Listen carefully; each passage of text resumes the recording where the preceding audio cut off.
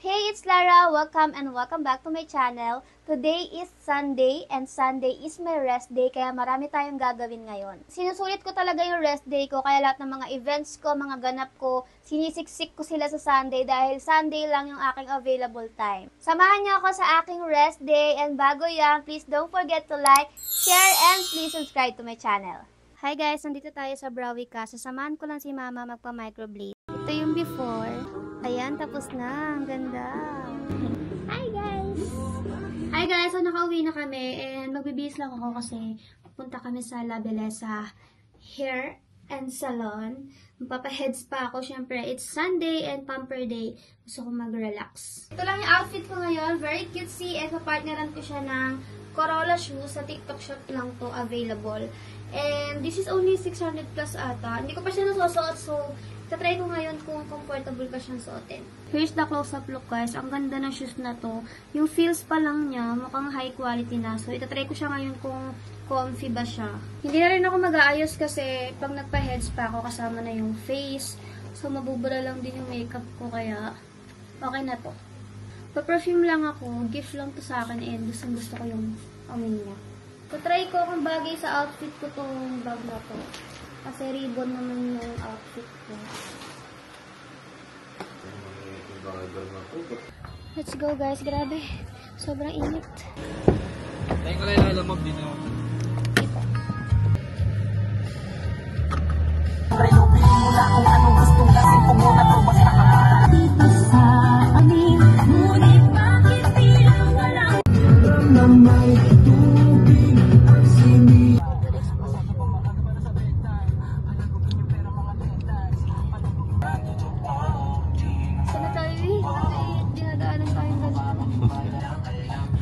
Yan na, ang liwanag. Hi guys, nandito na tayo.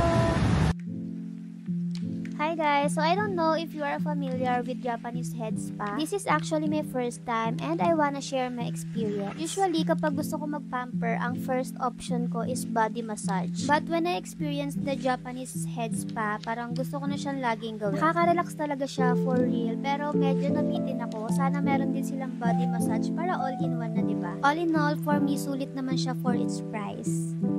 Nagpa-hair treatment na rin pala ako dahil nga na-bleach na yung aking hair before. Kailangan ko siyang i-maintain. So, nagpa-HR Plus Revive treatment ako para mabuhay ulit yung aking hair. Hi guys! Tara kain tayo dito sa Senyor Birria. Medyo natagalan kami and ang traffic kaya nagutom talaga kami. Tignan natin. Ito yung kanilang menu. First time namin ito-try ito. This is our food guys. Mukhang masarap.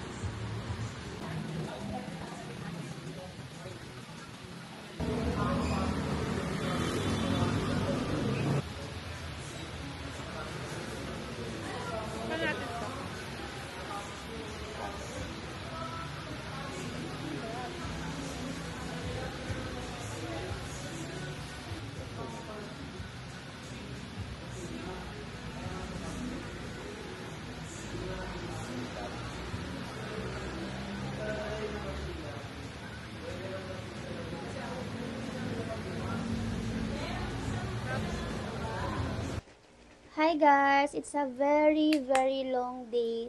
So, naghilamos lang ako and maglilinis lang ako ng aking face. Kasi kapag hindi ako naglinis or nag-double cleanse, for sure, tigawati na naman ako bukas. I'm using Garnier Micellar Cleansing Water. Ito yung variant na meron siyang oil. So, kailangan nyo siyang i-shake. Hindi na muna ako mag-i-skincare ng kung ano-ano. And since nag-micellar naman na ako, hindi na muna ako magto-toner. Ito lang yung apply ko. This is from Clarity Essentials Anti-Aging Cream. So, meron na tong retinol.